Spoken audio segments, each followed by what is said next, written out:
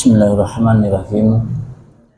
Assalamualaikum warahmatullahi wabarakatuh. Alhamdulillahirabbil alamin. Wa bihi nasta'inu ala umuri dunya waddin.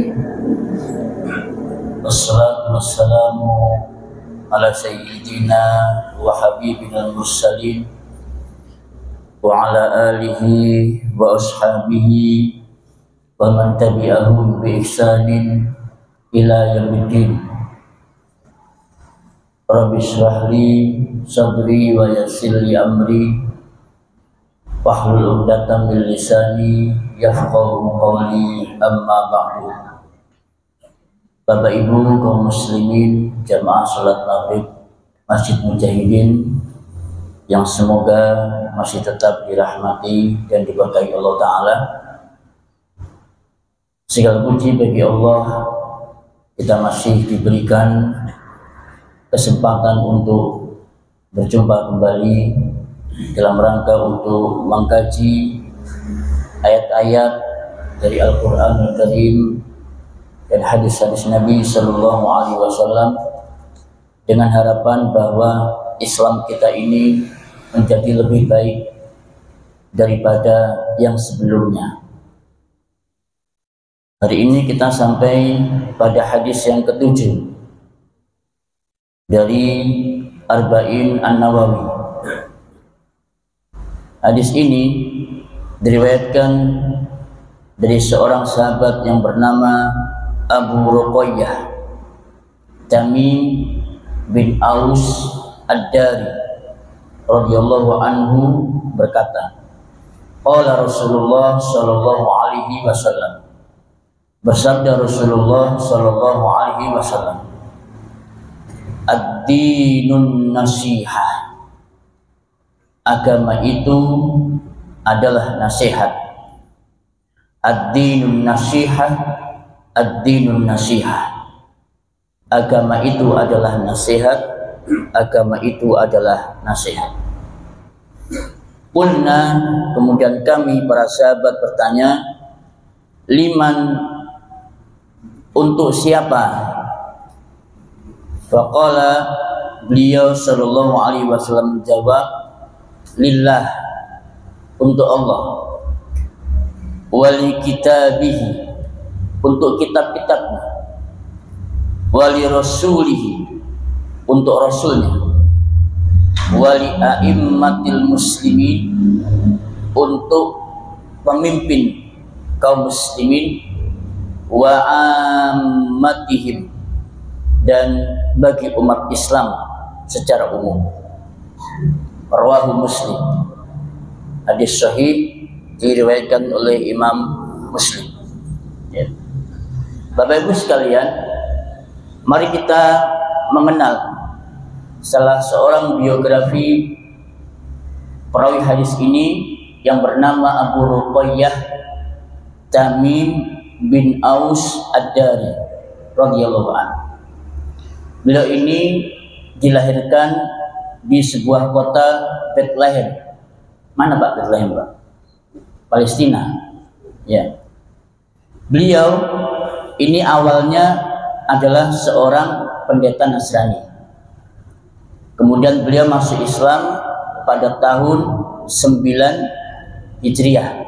Masuk Islam. Beliau ini salah satu sahabat yang paling sedikit meriwayatkan hadis. Cuma 40, tidak banyak. Dan beliau di masa pemerintahan Utsman bin Affan itu menetap di kota Madinah sampai terbunuhnya Utsman bin Affan radhiyallahu anhu. Kemudian beliau pindah ke Baitul Maqdis di Palestina, lebih tepatnya di desa Ainun. Ya. Kemudian beliau pun juga meninggal di sana pada tahun 40 Hijriah. Dan beliau tidak punya seorang anak kecuali hanya satu perempuan, yang itu kemudian dijadikan kunyah, yaitu Abu Ruqayyah. Nah, ada sebuah kisah menarik tentang Tamim Ad-Dari ini, Bapak Ibu, di mana beliau ini seorang sahabat yang sudah pernah berjumpa dengan Al-Masih Ad-Dajjal, yang kisahnya dikenal dengan nama Al-Jassasah. Ya. Allahu Akbar. Ya. Bagaimana kisah beliau? Beliau ini suatu ketika sedang mengadakan perjalanan di lautan. Beliau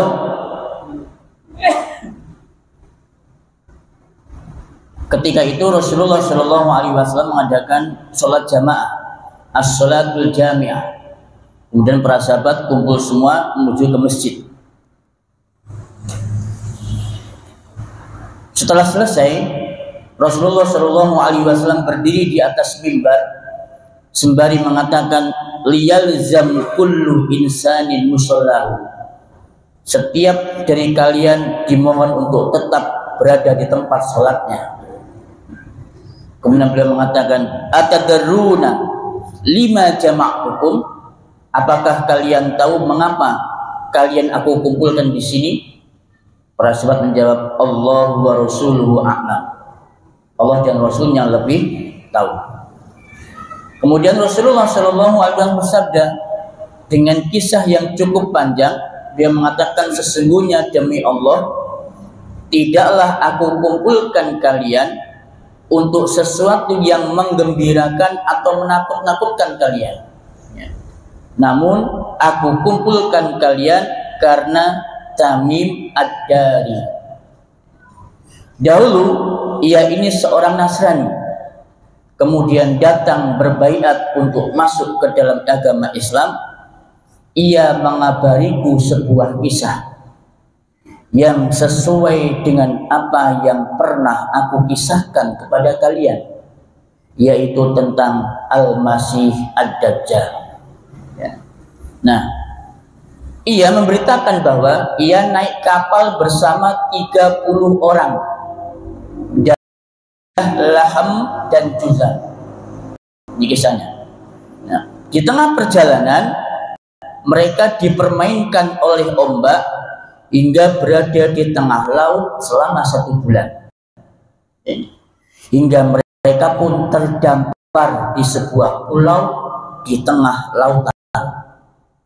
Saat tenggelam matahari, mereka duduk di perahu-perahu kecil.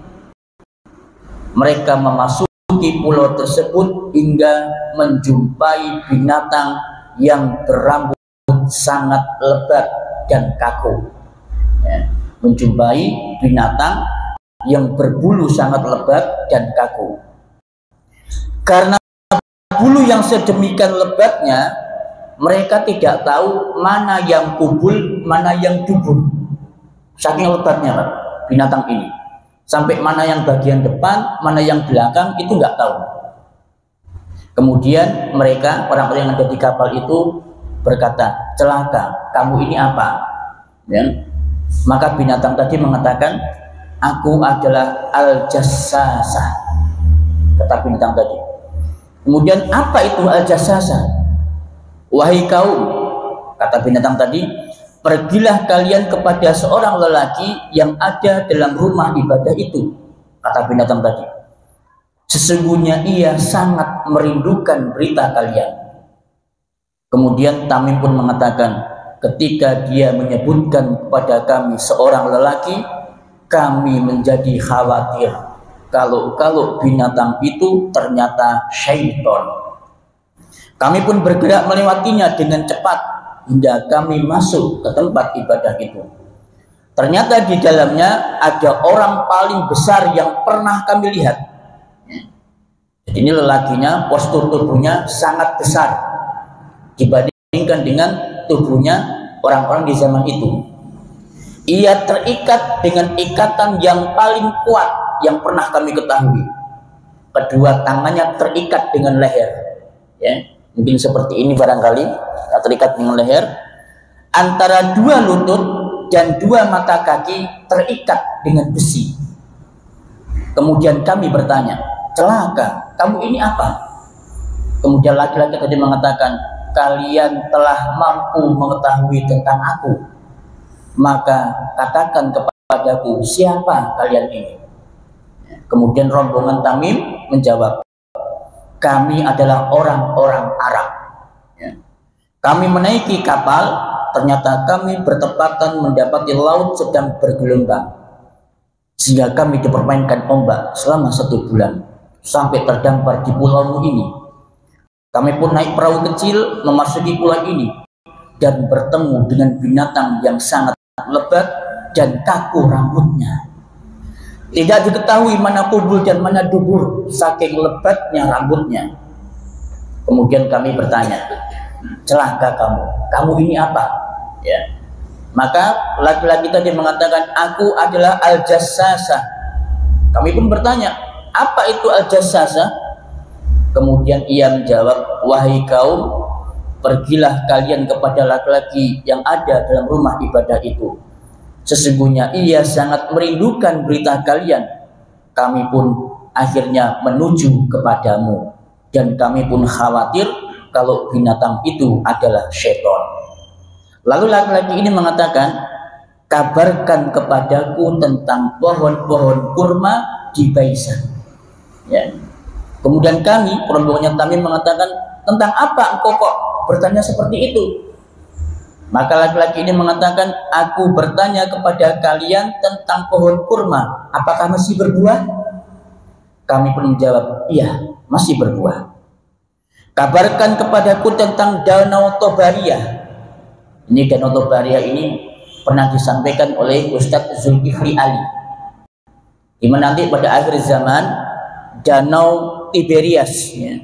Kalau versi Arabnya Tobariyah, tapi kalau versi Inggrisnya Tiberias, di mana air di Danau Tiberias ketika munculnya Dajjal ini itu akan mengering, ya. Danau ini akan mengering airnya. Kemudian laki-laki tadi mengatakan, apakah masih ada airnya? Rombongan itu mengatakan, danau itu masih banyak airnya. Kemudian dia mengatakan, sesungguhnya hampir airnya akan hilang. Ini Pak, Dajjal mengatakan hampir-hampir air Danau Tiberias itu akan hilang. Kabarkan kepadaku tentang mata air Zuhar, ya, mata air Zuhar. Kemudian rombongan mengatakan, tentang apa kamu bertanya seperti itu? Apakah di mata air itu masih ada airnya?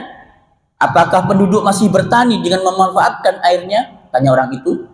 Kemudian kami pun menjawab, iya, mata air itu sangat deras airnya dan penduduk bertani dengannya.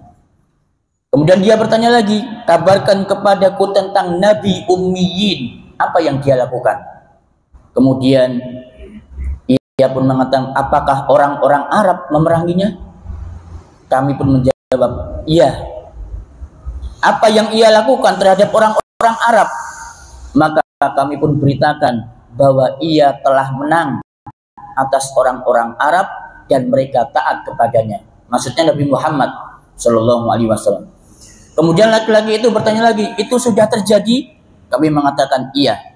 Kemudian dia bertanya, sesungguhnya baik bagi mereka untuk taat kepadanya. Sekarang aku akan beritakan kepada kalian tentang diriku. Sesungguhnya adalah Al-Masih Ad-Dajjal. Sebentar lagi aku diberi izin untuk keluar.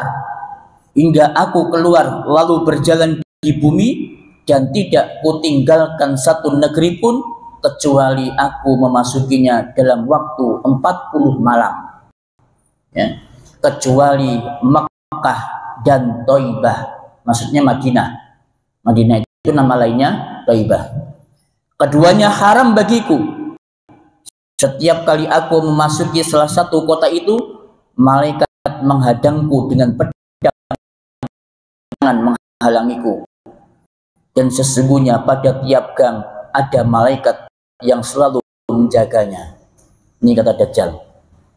Kemudian sang perawi hadis yang bernama Fatimah binti Qais mengatakan, Maka Rasulullah Shallallahu Alaihi Wasallam bersabda sambil menusukkan tongkatnya di mimbar, inilah Thaibah, inilah Thaibah, inilah Thaibah, maksudnya Madinah. Maka aku telah beritahukan kalian tentang hal ini. Kemudian orang-orang pun menjawab, iya. Kemudian Nabi mengatakan, sesungguhnya cerita Tamim menakjubkanku. Kisahnya sesuai dengan apa yang aku ceritakan kepada kalian tentang Dajjal serta tentang Makkah dan Madinah. Kemudian beliau melanjutkan, ala innahu fi bahri Syam. Ketahuilah bahwa ia, maksudnya Dajjal, itu ada di lautan Syam. Au bahril Yaman, atau lautan Yaman. La bal min qibalil masyriq. Oh enggak, tapi dia akan muncul dari arah timur, ya. Ma huwa min qibalil masyriq, dia akan muncul dari arah timur. Wa ma huwa min qibalil masyriq, dia akan muncul dari arah timur. Wa ma huwa wa au ma'u biyadihi ilal masyriq, sembari beliau mengisyaratkan dengan tangan beliau ke arah timur. Hadis diriwayatkan oleh Imam Muslim, ya. Ini Bapak Ibu tentang bagaimana kisah Tamim Ad-Dari berjumpa dengan Dajjal. Dan wallahu alam, tidak ada penjelasan para ulama berkaitan dengan di manakah sekarang ini Dajjal berada. Semuanya tidak ada yang tahu, ya. Ini adalah merupakan peristiwa yang gaib. Tapi ini merupakan fakta. Ini bukan dongeng, ya, bukan kisah-kisah hayalan dari komik-komik atau novel bergambar, enggak. Tapi ini merupakan fakta dan akan terjadi di akhir zaman. Nah, wallahu a'lam. Baik, kemudian kita masuk ke dalam pembahasan hadisnya, ya. Dia mengatakan agama itu adalah nasihat. Berarti bahwa semua isi dari agama Islam itu nasihat semua. Baik Al-Qur'annya berisi tentang perintah, berisi tentang larangan. Bahkan juga kisah-kisah para nabi yang ada di Al-Qur'an maupun di hadis Nabi itu juga merupakan nasihat, ya. Jadi semua agama itu penuh dengan nasihat. Dan tidak pernah kita jumpai di dalam agama itu ada lelucon. Maksudnya yang bikin orang itu ngakak gitu, ya, tertawa, nggak ada. Yang namanya nasihat itu ya nasihat. Nggak ada orang nasihat itu bikin orang tertawa, nggak ada. Kalau bikin orang tertawa namanya pelawak. Jadi datangkan syukur gitu, ya, suruh tampil melecehkan ayat, ketawa semua nanti. Namanya pelawak, ya. Tapi kalau nasihat enggak, ya. Kenapa dikatakan nasihat? Kata para ulama, iradatul khair lil mansuhi lahu, karena dia menginginkan kebaikan bagi orang yang dinasehati. Nek pelawak kan boten, Pak. Pelawak kan maksud menginginkan kebaikan, enggak. Ingin supaya orang-orang itu ketawa, ya, sampai perutnya sakit, bahkan sampai terkencing-kencing, ya, itu namanya pelawak. Kalau nasihat menginginkan kebaikan bagi orang yang dinasehati. Nah sekarang nasihat yang pertama lillah. Nasihat itu ditujukan kepada Allah. Apa maksudnya? Apa Allah itu butuh dinasihati sama kita? Enggak. Allah enggak butuh dinasihati.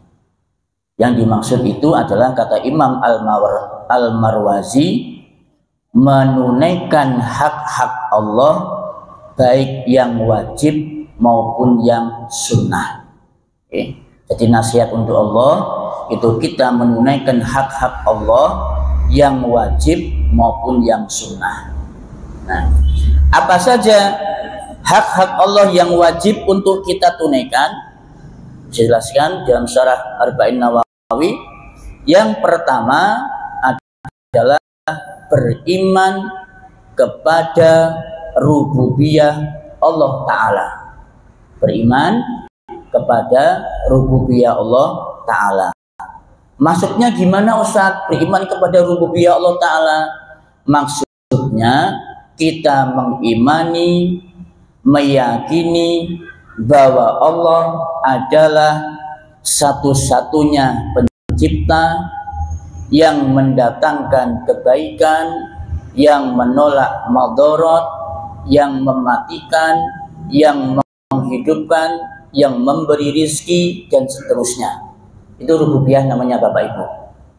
Nah, kayak ini pelajaran anak SD mungkin ya, rububiyah, mungkin SMP atau mungkin SMA.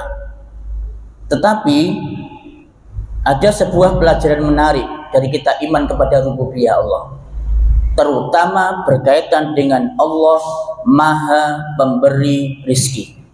Nah ini harusnya kalau kita sebagai seorang muslim Bapak Ibu yang benar-benar beriman kepada rububiyah Allah, harusnya kita tidak pernah merasa takut dengan rezeki kita.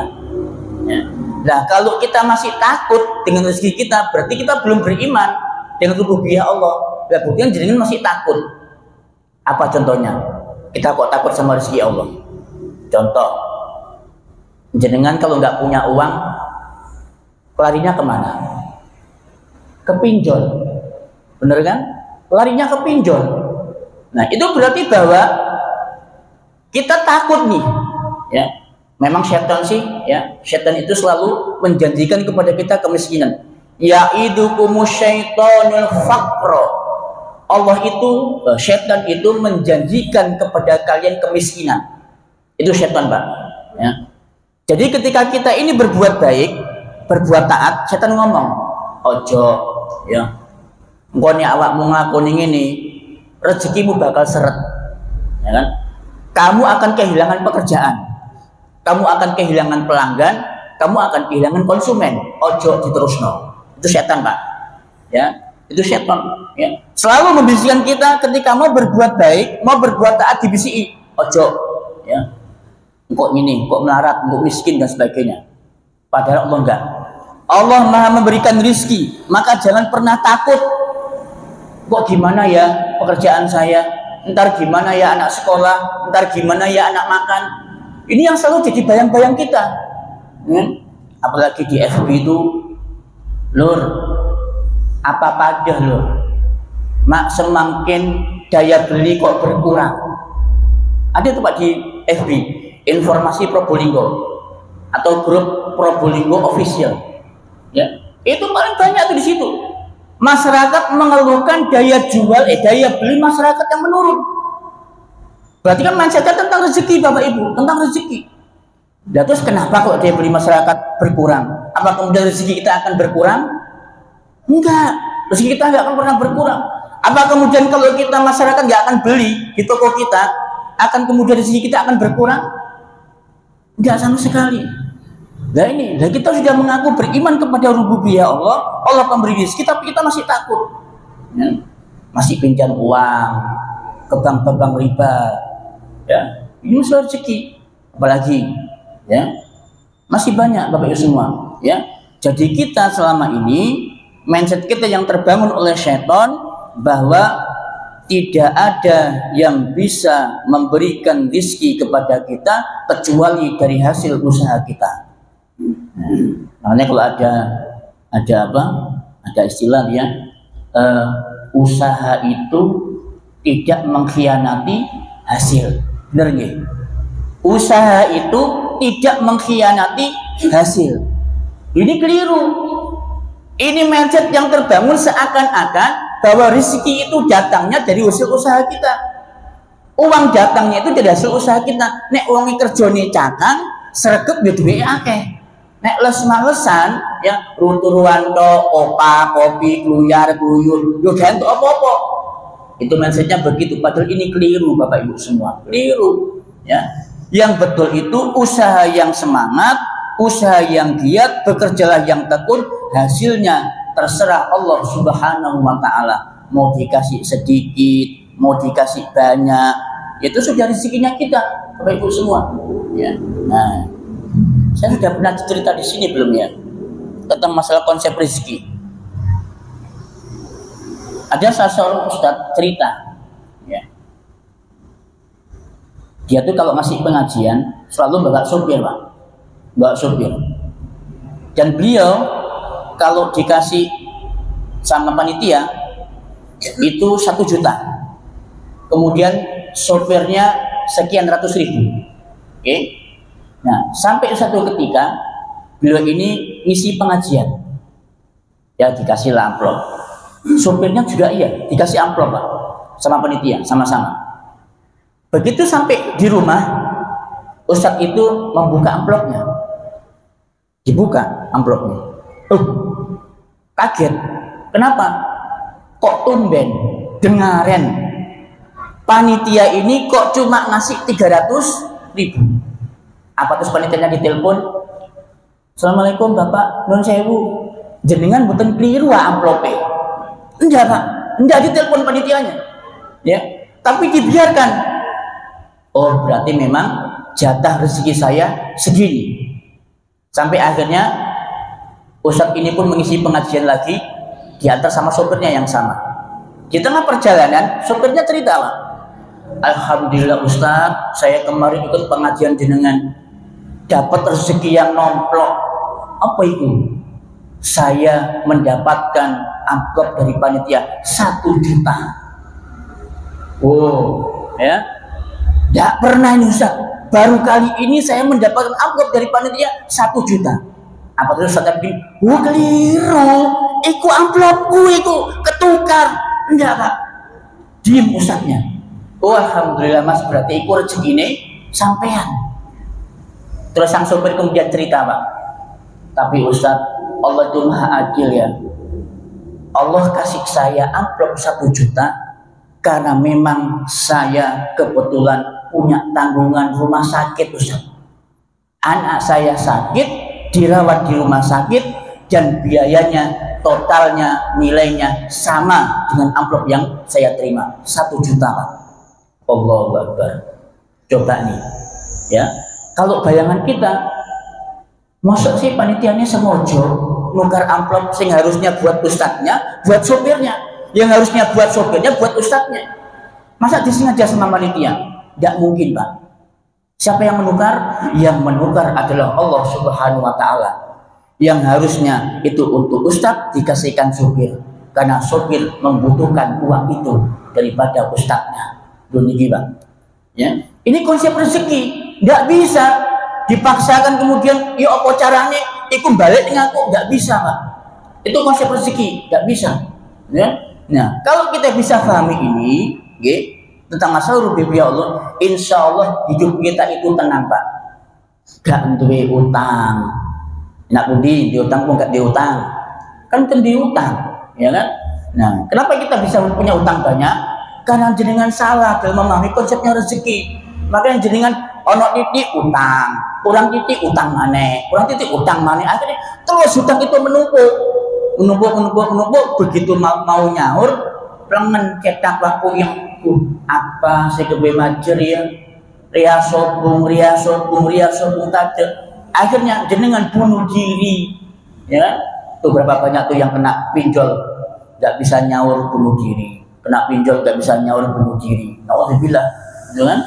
Nah, inilah pentingnya kita ini belajar tauhid tentang masalah beriman kepada rububiyah Allah, tentang masalah rezeki. Baik. Dan ini banyak sekali di dalam Al-Quran Al-Karim Allah berfirman tentang masalah ini. Kita ambilkan salah satu saja. Yang pertama surat As-Saba ayat 24. Qul man yarzuqukum minas samawati wal ard. Katakanlah, siapa yang memberi rezeki kepadamu dari langit dan dari bumi? Qul, katakanlah, Allah. Dan ya, yang memberikan rezeki kami dari langit dan dari bumi itu tidak lain adalah Allah. Nah, kalau yang memberi rezeki kepada kita adalah Allah, jenengan harus yakin, insya Allah apapun yang terjadi, Allah tidak akan pernah menghilangkan rezeki saya. Nah, itu tadi itu. Ya, Ini pengertian yang pertama, hak Allah yang wajib kita tunaikan. Kemudian yang kedua, yaitu beriman terhadap uluhiyah Allah Ta'ala. Maksudnya gimana? Yaitu kita mengesahkan Allah Ta'ala dalam segala macam bentuk ibadah, doa, sholat, korban, kemudian takut, mahabbah, ya, kemudian ibadah-ibadah yang lainnya, itu semuanya harus kita ikhlaskan hanya kepada Allah Ta'ala. Nah, untuk yang kedua ini hampir-hampir bisa dipastikan sangat sedikit umat Islam yang bisa melakukannya. Dan inilah keimanan yang didakwahkan oleh Rasulullah Shallallahu Alaihi Wasallam selama 13 tahun di kota Mekah.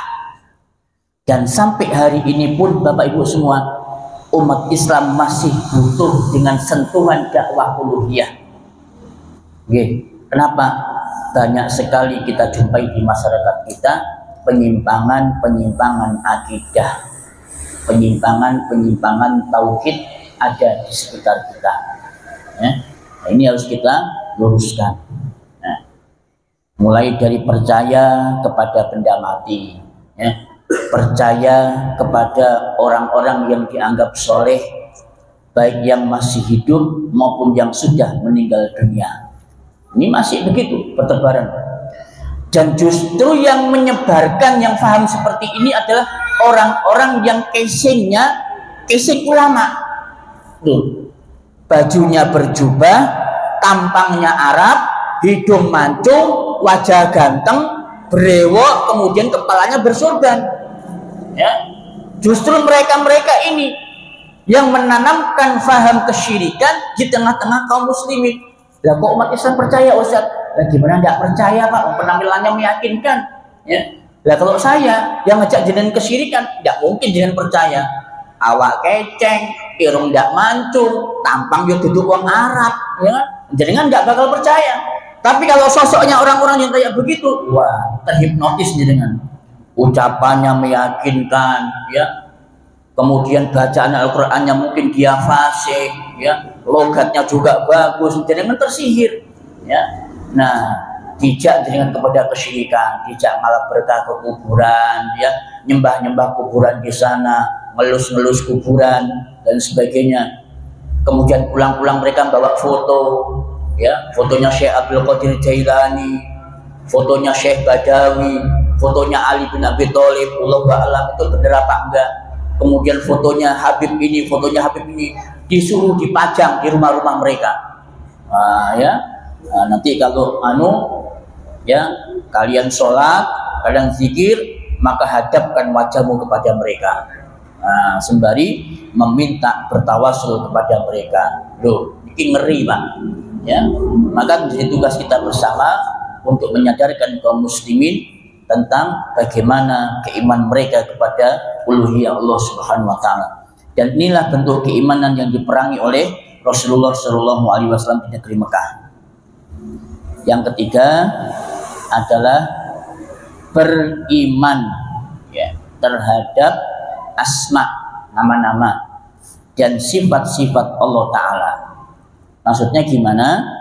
Maksudnya adalah kita mengesahkan Allah Ta'ala dalam nama-namanya yang baik dan sifat-sifatnya yang agung yang disebutkan di dalam Al-Quran dan Sunnah, sembari mengimani makna dan hukum-hukumnya tanpa mengubah, tanpa menafikan, tanpa berusaha mencari-cari caranya, dan tidak mensifatkan Allah dengan sifat makhluknya.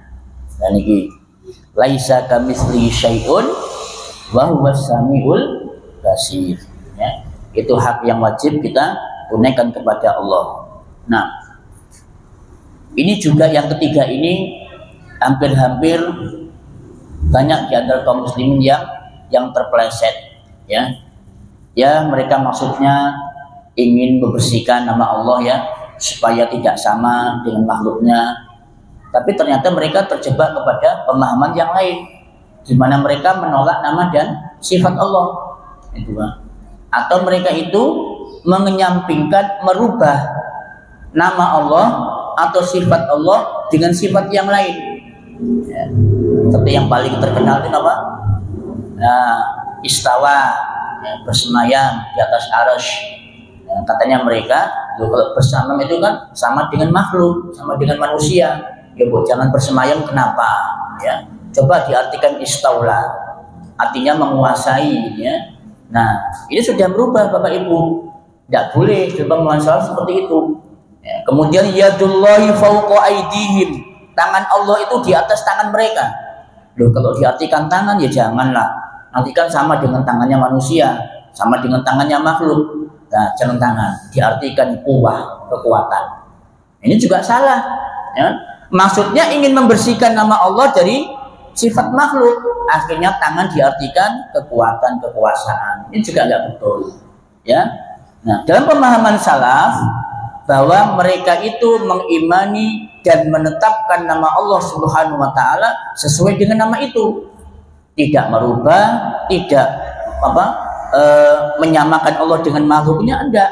Juga mereka enggak menanyakan bagaimana sih tangan Allah, enggak. Itu salaf, Pak. Ya, itu pemahaman salaf. Ya. Bahkan dalam bahasa kita pun, dalam bahasa kita nggih, nama itu kan kesamaan nama tidaklah menunjukkan kesamaan hakikat. Betul ya? Mari kita ambil contoh. Meja. Meja punya kaki, ya. Nah, kakinya seperti ini meja. Ini kakinya meja. Manusia punya kaki?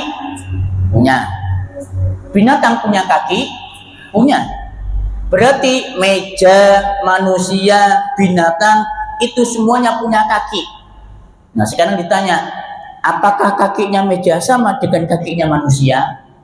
Ya tidak sama, Pak. Masa kita mau disamakan kayak kakinya meja?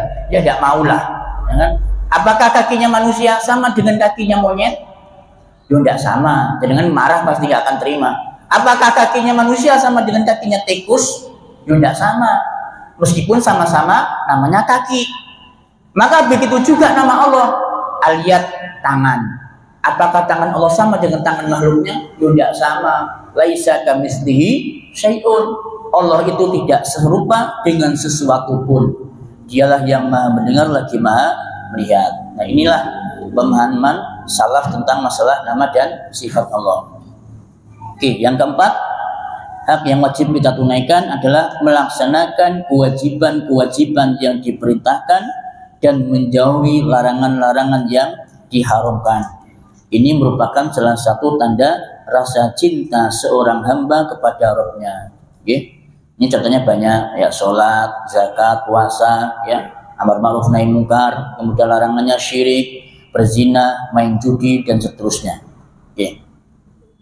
Kemudian yang kelima, tidak rela melihat larangan-larangan Allah itu dilanggar, ya, serta merasa bahagia jika melihat hambanya itu menjalankan ketaatan pada perintahnya. Jadi kalau kita lihat teman kita ini melanggar larangan Allah, ya kita nggak rela, ada rasa cemburu di situ. Tapi sebaliknya kalau ada teman kita yang menjalankan syariat, maka kita senang, bahagia. Maka itu namanya menunaikan hak Allah yang wajib. Ini ada sisa beberapa waktu, ya, mungkin ada yang mau ditanyakan dulu atau ada yang mau disampaikan, dipersilakan.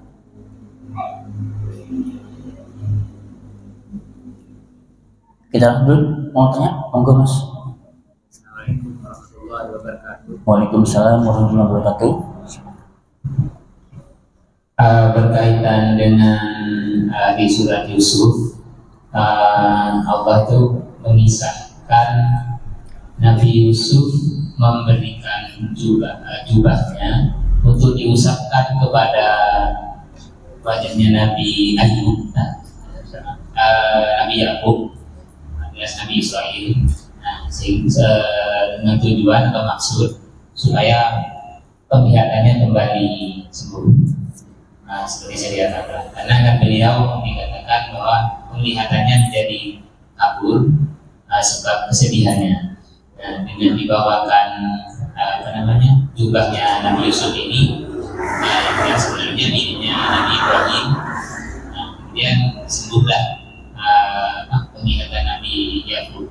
Nah, apakah yang demikian ini berkaitan dengan yang tadi yang mengenai ada tawassul itu saja? Apakah yang demikian ini tidak tidak menjelaskan bahwa ada demikian bukan kategori syirik, atau bagaimana sebenarnya makna yang terkandung dari peristiwa ini? Barakallahu fiik. Bapak Ibu semua, kita dalam beragama itu harus punya dasar referensi dalam segala hal, ucapan dan perbuatan kita. Nah, termasuk apa yang dilakukan oleh Nabi Yusuf alaihissalam dengan cara memberikan baju jubahnya untuk diusapkan kepada Nabi Yakub supaya matanya normal kembali. Nah, pertanyaannya, apakah kira-kira Nabi Yusuf alaihissalam itu atas inisiatifnya sendiri memberikan baju jubah itu atau pakai wahyu? Pakai wahyu, Pak. Allah berikan wahyu kepada Nabi Yusuf. Nabi Yusuf, berikan jubahmu itu kepada Nabi Yakub, maksudnya ayahnya, supaya matanya normal kembali. Nah, karena ini datangnya dari wahyu, maka sami'na wa ata'na. Nabi Yusuf kemudian patuhi perintah Allah, berikan jubah itu dan diberikan kepada Nabi Yakub, sembuh dengan izin Allah. Nah, itu sekarang kemudian dikiaskan kepada manusia zaman sekarang, bisa nggak? Oke, ya. Kalau itu memang berdasarkan wahyu, Pak, mungkin nggak berdasarkan wahyu, nggak mungkin, dia bukan nabi, ya kan? Misal, Mas ini kakinya sakit, atas inisiatif saya sendiri, saya bilang kepada Mas ini, Mas, tolong usapkan kopiah saya ini kepada kaki sampai yang sakit, insya Allah sembuh. Wah, dia terkena sugesti. Diambillah kopiah ini, saya berikan, diusap. Sembuh kira-kira? Tidak sembuh, Pak. Wallahi tidak sembuh. Ya. Lu kata siapa Ustaz?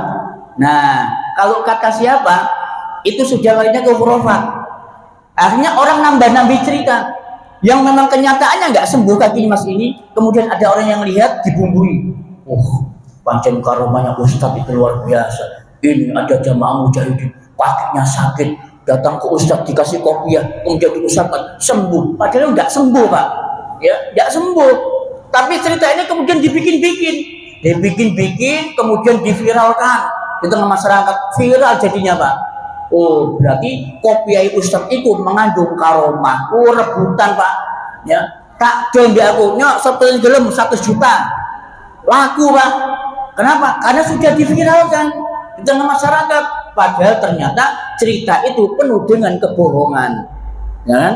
Coba dibalik ini mana, ya? Ada yang sakit, ya kan? Ayo wes usapno kopiah lagi, sembuh, ya bakalan sembuh. Loh gitu loh, Pak. Karena beda, ya. Ini Nabi, ya kan? Nabi dapat wahyu, disuruh musabbat, ya sembuh. Wong itu dari Allah. Nah, sedangkan ini kopiah dari syaitan.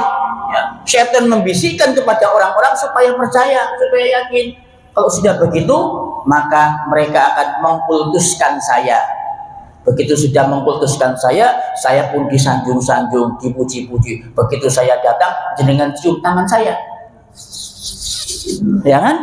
Iya, saya punya karomah. Oh, ada ustaz datang. Ayo disambut, masya Allah.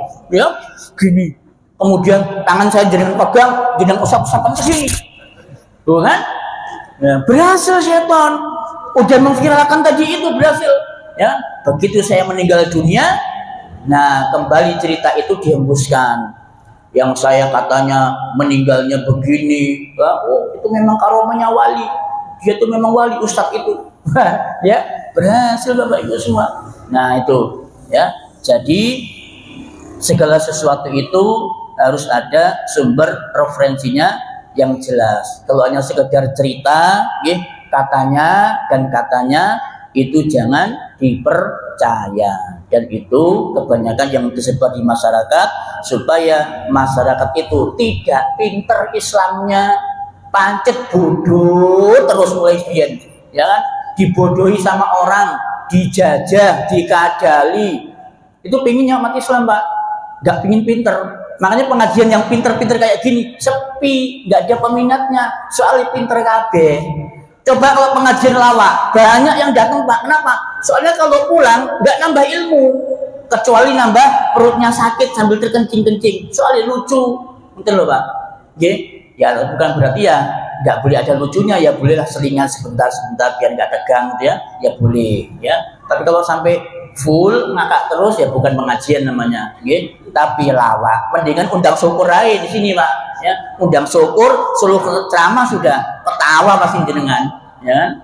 Nah itu, itu berkaitan dengan masalah tawasul dengan memberikan jubah. Nah, jadi tawasul dengan orang-orang yang soleh, ya, selama mereka masih hidup itu adalah dengan meminta doa, bukan dengan cara mengusap-ngusap badannya atau mungkin bekas-bekas pakaiannya diusapkan ke badan kita, enggak, bukan itu. Tapi kita minta didoakan. Ustadz, Kiai, bentar lagi ini saya mau pilkada, ya kan? Tolong ya doakan saya supaya saya ini menang. Boleh, minta didoakan, ya kan? Boleh. Tapi kalau supaya menang pilkada terus, ya, musap-musap tasbihnya, musap-musap sarungnya, ini harus pakai dalil yang seperti ini, Pak. Terus murah-murah menang pilkada gitu, gara-gara musap sarung, kan nggak ada risetnya, Pak. Nggak ada penelitiannya kalau dengan cara musab sarung menang pilkada. Kata siapa, Ustaz? Wah, ada itu. Mana tuh bupati mana itu? Wali kota mana? Ya, begitu dia bertarung dengan lawannya, musab anunya ulama, menang Ustaz. Itu berita, Pak. Berita yang diviralkan dengan penuh kebohongan, ya jadi benar akhirnya. Oke? Nah, begitu gitu. Nah, biasanya kan kalau masyarakat kita itu kalau datang kepada orang pintar, kiai misalnya, itu minta didoakan. Nah, waktu mendoakan itu biasanya dihembuskan kepada air, gitu, air yang di bawah itu, atau dikasihkan air dengan apa, terus dikasihkan terus dibacakan doa, itu dia bawa dan diminumkan kepada orang yang dimaksud, misalkan orang yang sakit, misalkan demikian. Nah, apakah yang demikian ini masuk kategori kepada kesyirikan atau apa gitu? Kalau berhubungan dengan sakit, ya, berhubungan dengan sakit, terus kemudian airnya diruqyah namanya, dikasih bacaan Quran, kemudian dikasih doa-doa dari Nabi, ya, kemudian diminumkan. Nah, ini ada syariatnya, Bapak Ibu, ada.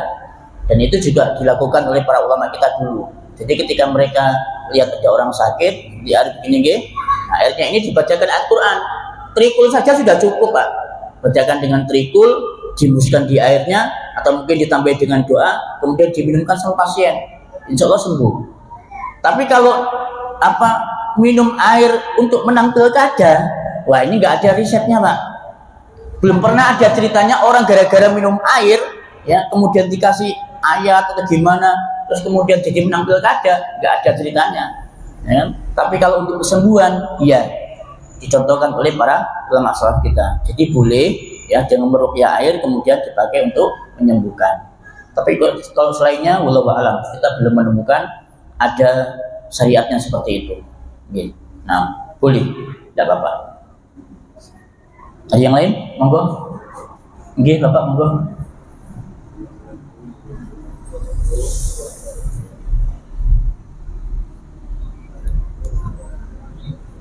Assalamualaikum warahmatullahi wabarakatuh. Waalaikumsalam warahmatullahi wabarakatuh.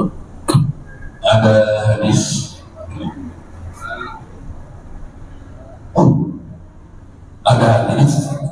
Nabi mengatakan bahwa umatnya akan pecah menjadi 73 golongan dan kesemuanya itu masuk neraka kecuali satu.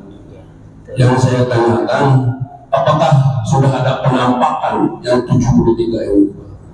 Saya tanya, terima kasih. Assalamualaikum warahmatullahi wabarakatuh. Pertanyaannya bagus. Pertanyaannya tentang perpecahan umat. Beliau Nabi Muhammad sallallahu alaihi wasallam bersabda, "Sataftariqu ummati." Umatku akan berpecah ala salasin wa sab'ina firqatan, menjadi 73 kelompok atau golongan. Kulluha finnar. 73 itu semuanya ada di neraka. Illa wahidah, kecuali satu kelompok. Berarti 72 kelompok masuk neraka, yang satu masuk surga. Para sahabat bertanya, "Man hum ya Rasulullah?" Yang satu masuk surga itu siapa? Nabi mengatakan, "Ma ana alaihil yaum wa ashabi." Yaitu apa-apa yang aku, maksudnya Kanjeng Nabi, yang sekarang ini berada di atasnya dan juga bersama dengan para sahabatku. Berarti agama yang dibawa oleh Nabi Muhammad diamalkan oleh para sahabat, itulah yang masuk satu golongan yang masuk surga. Nah, akhirnya ulama berusaha untuk ngoncei, Pak. Dari 72 itu. Dari 72 itu ada faham qadariyah. Pengingkaran terhadap takdir. Nah, faham qadariyah ini ada cabang-cabangnya, ada variannya. 1, 2, 3, 4 dan seterusnya. Kemudian Jabariyah, sama dengan masalah takdir. Nah, Jabariyah ini ada variannya, 1, 2, 3, 4 dan seterusnya. Berapa sudah? Terus kemudian Mu'tazilah, yang merupakan akal. Mu'tazilah ada variannya, 1, 2, 3, 4 dijumlahkan. Kemudian Khawarij, ini yang suka mengkafirkan kaum muslimin, yang memberontak pemerintahan muslim, ya. Ini ada cabangnya, 1, 2, 3, 4. Nah, Syiah. Nah, Syiah ada 12. Ditambahkan sudah, Syiah itu 12. Kemudian ada Qoromitoh, ada Batiniyah, ada lagi apa namanya? Ingkarus Sunnah. Nah, ini Ingkarus Sunnah. Terus kemudian ada Quraniyun. Nah, itu berapa? Terus kemudian ada sekte, kalau di Indonesia ada Lia Eden, ada Umar Musaddiq, kemudian kelompok-kelompok yang lainnya. Nah, itu semuanya kalau dijumlahkan, ditotalkan, itu ada 72 kelompok. Maka kelompok inilah yang masuk ke dalam neraka. Nah, kelompok yang masuk surga adalah Ahlus Sunnah wal Jamaah, yaitu apa yang Rasulullah Shallallahu Alaihi Wasallam dan para sahabatnya itu berada di atasnya. Nah, ini mudah-mudahan kita ini termasuk satu kelompok itu, Ahlus Sunnah wal Jamaah. Amin. Ya, selama iman kita, ibadah kita benar, sesuai sunnah, maka insya Allah kita masuk di dalamnya. Nah, ada lagi? Ya. Sudah sah? Lanjut sedikit lagi ya. Oke. Kemudian yang berikutnya adalah hak-hak Allah Ta'ala yang sunnah. Kalau tadi yang wajib, sekarang yang sunnah. Yaitu yang pertama, mengutamakan hal-hal yang dicintai oleh Allah Ta'ala dibandingkan dengan dirinya sendiri. Contoh misalkan, ya, ketika dia dihadapkan dengan dua perkara, salah satunya berkaitan dengan pribadi, yang lainnya berkaitan dengan hak Allah, maka dia harus mendahulukan haknya Allah serta mengakhirkan hak pribadinya. Apa contohnya kira-kira, Pak? Mendahulukan haknya Allah dibanding hak pribadi. Dengan kedatangan tamu, ya, ada tamu. Nah, tamu ini tamu proyek, Pak. Tamu membawa fulus, bawa pesek. Oh, ini tamu khair ini, tamu tajir ini. Nah, dengan jamu dia, dengan sambut dia, karena ada keuntungan yang mau kita dapatkan. Terdengar kumandang azan Isya. Allahu Akbar, Allahu Akbar. Kira-kira nih, kira-kira jenengan akan mengajak tamu itu untuk sholat berjamaah, apa jenengan lanjutkan obrolan itu sampai selesai, sampai jenengan menerima uang dari tamu tersebut? Kira-kira, Pak? Gimana kira-kira? Nah, bingung nggih jawabnya nggih. Nah, inilah yang dimaksudkan dengan kita ini mendahulukan haknya Allah dibandingkan hak pribadi. Ya, coba dengan ayo kita masih dulu sholat supaya pertemuan kita ini barokah, Pak. Itu duit barokah, nah, jadi karena mendahulukan haknya Allah. Ya, ini contoh. Yang kedua, selalu mengingat bagaimana besok nanti kita pada hari kiamat berdiri di hadapan Allah Subhanahu wa taala untuk menerima pengadilan. Oke. Ini penjelasan para ulama berkaitan dengan nasihat untuk Allah Subhanahu wa taala. Oke, wallahu a'lam bishawab. Insyaallah kita lanjutkan di pertemuan akan datang, yaitu nasihat untuk kitabnya. Wallahu ta'ala bishawab. Subhanakallahumma wa bihamdika asyhadu an la ilaha illa anta astaghfiruka wa atubu ilaik. Wassalamualaikum warahmatullahi wabarakatuh.